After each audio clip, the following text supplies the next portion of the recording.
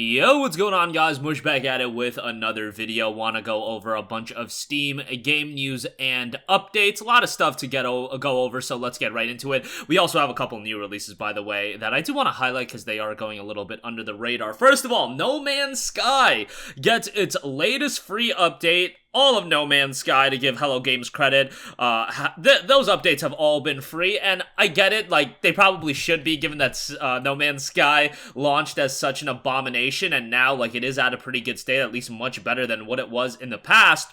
But it just got its latest update, which is titled Fractal. It is update 4.1. Now, the main thing of this update is to add full support for PlayStation VR 2. That's like the most promoted thing, I would say, but there's also a lot of other stuff that has been rolled out. I'll leave a link to the official website in the description box below. Utopia Expedition, Wondrous Discoveries, improved HDR lighting, Utopia Speeder Starship, obviously VR 2 support. There's some Switch additions as well. Clearer game options have been introduced. Fearsome Visor, visual quality modes, Twitch rewards, alien structure ambiance, virtual reality overhaul, dynamic resolution scaling, VR base building. Yeah, the VR stuff is what it is. Catalog treasures.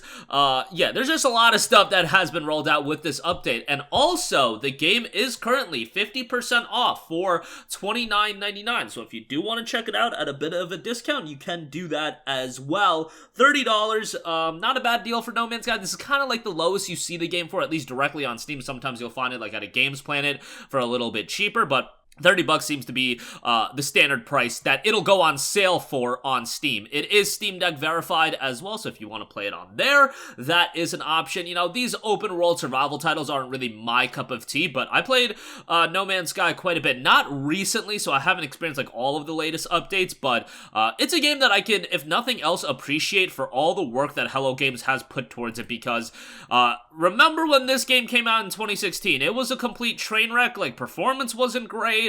Content-wise, it was very, very bare bones, and now you see what it is today. It is a far cry from what it was initially, so good on Hello Games for continuing to update the game, and it's at a much better state than what it was initially. Okay, moving on from that, a game that has needed an update for almost a year now, Chrono Cross The Radical Dreamers. This is the remaster of Chrono Cross, a very iconic RPG released last year. I know it's not going to be something a lot of you guys are going to be familiar with, but it is a notable JRPG from the PS1 era, and when it was announced that it was getting a remaster, I mean, people were pretty excited. Unfortunately, the PC version and all versions of the game had a lot of issues, but version 1.0.10 has been released, and the update content notes frame rate improvements, changes on to the growth system for pip, and other minor bug fixes. It notes when using the hardware stated in the recommended specs for the Steam version, you can expect the game to run at an average of 60 frames per second, 30 FPS maximum outside of battle scenes, which, you know, take that for what you will. However, due to the rendering system used in the game, it is possible that when using certain graphics cards, some scenes with particularly high load may not run at 60 FPS. The cards we have observed this occurring with are in the AMD Radeon RX 6000 series. Yes, RX 6000 series GPUs, because of the high load for a PS1 game, not hitting high frame rates. Take that for what you will, but nonetheless, it is priced at $19.99, so at the very least, it's not like it's a $70 game, like one other game recently has been an abomination of a PC version and has been $70, but, you know, it's Chrono Cross. It's a PS1 game. The $19.99 price tag was apt for the game, but yeah, at least at this point, hopefully it is going to be getting better. Lastly, I do want to note two things, two new releases, that is. First of all, Digimon World Next Order has dropped on Steam. This is a game that has received really well, and as a big Digimon fan, obviously it's going to be a game that I'll really enjoy. It's been available on PlayStation 4 for a while now. If I'm not mistaken, it might have even been available on like the PlayStation Vita. But yeah, it just dropped on PC and Steam, and it is also available on Nintendo Switch as of today. The issue is, this is a game that is dropping at $60 on PC. The PlayStation 4 version of this game is literally $9 and change right now on the PlayStation Store. $60 for this game is absolutely egregious, but, you know, that's what happens when games that are even a few years old get re-releases on different platforms. Sometimes you'll see a heightened price point on PC. I mean, we see it with PlayStation all the time.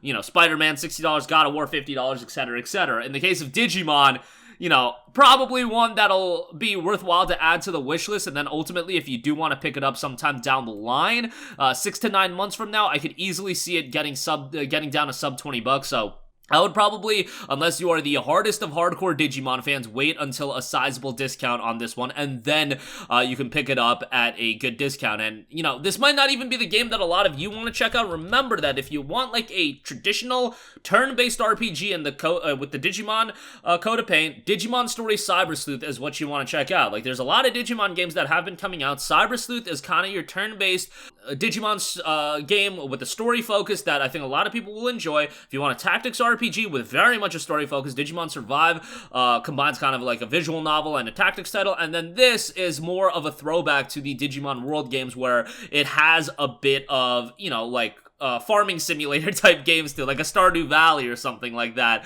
where you raise your Digimon and whatnot. I would love to see them like remake the classic Digimon World games. Like, I remember when I was a kid, I fiended on Digimon World 3, but you know, that might be nostalgia speaking more than anything, but nonetheless, that's available now. I wouldn't drop $60 on it, but maybe want to add to the wish list. Lastly, I do want to note also, if you're a fan of RPGs, Redemption Reapers is a game that dropped today. It's a very dark fantasy RPG done by AdGlobe, the same studio that brought you Ender Lily's Quietus of the Night, which was a really, really well-received game. Actually has 94% positive reception on Steam, just shy of overwhelmingly positive. Issue with this game is, once again, the price point. Like, I don't want to constantly complain about price, but $50 for a game that, you know, does look like a AA RPG rather than, like, let's say a AAA RPG, and hey, $50 is at least $10 cheaper than what a lot of games are going for, even $20 cheaper. If you're a fan of tactics-based RPGs with this dark fantasy look, it might be something you want to keep an eye on, at least for discounts and whatnot. Even if you do want to, like, try it out, $50, and then you can play it for an hour and a half, you know, or what would it be? An hour and a half, an hour 45 minutes, and then if you do want to refund the game, you'll have that option. Don't crack the 2 hours. That's obviously the window. Nevertheless, if you're a fan of RPGs, something to add to your wish list, and I haven't seen it get a ton of buzz, especially on the PC side of things, so I wanted to give that a mention as well. But that is going to do it for me. Again, No Man's Sky gets its latest major free update in Fractal. A lot of VR refinements, but definitely a lot of other stuff introduced as well, and the game is discounted 50% off for $30 right now. Chrono Cross, the Radical Dreamers Edition, gets a brand new update. Nice to see that finally get rolled out, as that game has kind of been mixed reception, to say the least, as far as since its release. It hasn't been seeing the greatest of reviews. Digimon World Next Order, available now on Steam, price point a little bit high. I would say add it to the wish list, maybe pick it up down the line. Redemption Reapers also available today. That'll do it for me. Let me know all your thoughts in the comment section down below. As always, thanks for watching, and I will catch you guys in the next one. Peace out.